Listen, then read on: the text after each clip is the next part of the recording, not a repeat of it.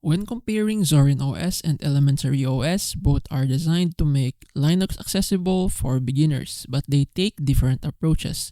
Zorin OS is built to feel familiar for users coming from Windows or Mac OS. It offers a clean interface, multiple desktop layouts, and a strong compatibility with everyday apps. It's lightweight, is stable, and includes useful features like Zorin Connect for syncing with Android phones. This makes it a great choice if you want a smooth transition into Linux without a steep learning curve.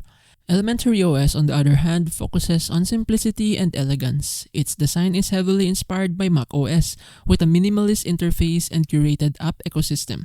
It is perfect for users who value aesthetics and distraction-free computing.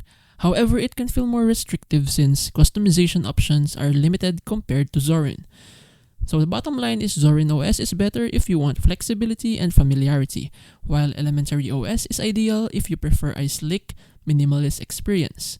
Both are beginner friendly, but your choice depends on whether you prioritize ease of transition or design elegance.